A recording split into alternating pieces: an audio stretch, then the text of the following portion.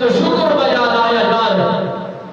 اگر صحت بحال ہے تو بہترین صحت کو قیامت کی صبح تک اس کی سلامتی چاہتے ہو تو پھر رب کے شکر میں اتر آئیے، رب کی رضا میں آ جائیے، رب کے امر کو اپنا لائیے اور نبی کے فرامین کے مطابق عمل پیرا ہونے کی کوشش کیجئے۔ پھر نعمتیں بھی بحال رہا کرتی ہیں اور جسم بھی تندرست رہا کرتا ہے اور ظہور رحمتوں کی برسات بھی بحال ہوا کرتی ہے۔ بنی اسرائیل کے وہ 3 جوان دنیا میں اترے، آزمائش و امتحان کا سامنا کیا۔ ایک جوان ایسا ہے جس کی آنکھوں کا نور نہیں، دیکھ نہیں سکتا وہ دنیا میں کیا ہو رہا ہے، دنیا میں کیا نعمتیں رب نے بنائی ہے، کیا عجائبات بنائے ہیں اور کیا خدا کی بنانے کے جو کارخانے ہیں، خدا کی قدرت کے جو کرشمے ہیں، نظام ہے، بہت بنائے گئے ہیں۔ وہ جوان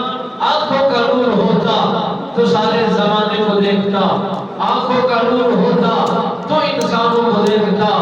اور دوسرا وہ جوان جو بس کی بیماری میں مبتلا ہے، جو بھی ساتھ بیٹھتا ہے عجیب کشمکش کا شکار ہو جاتا ہے، وہ اس سے کلام کرنے کو تیار نہیں، بات بڑھانے کو تیار نہیں، بات کو بڑھانے کو تیار نہیں، سوال و جواب کرنے میں تیار نہیں، بات کی گفتگو کو آگے لینے جانے کے لیے تیار نہیں۔ تیسرا وہ جوان جو سر سے گنجا ہے،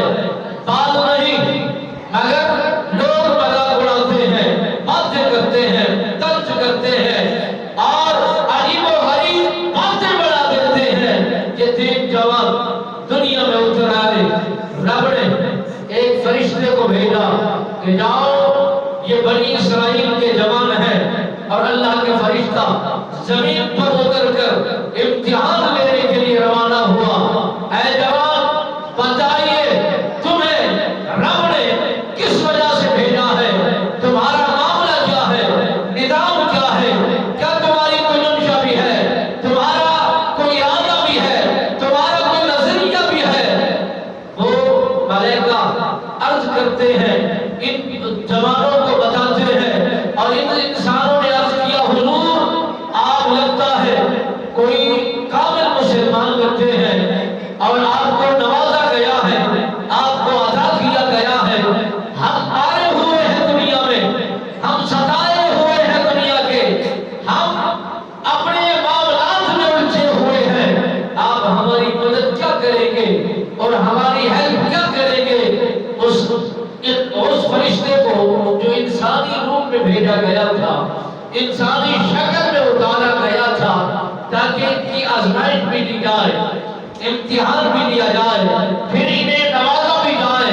اور ان کی حاجت کو بھی پورا کیا جائے، ان کی ضرورت کو بھی پورا کیا جائے، ان کی منشا کو بھی پورا کیا جائے۔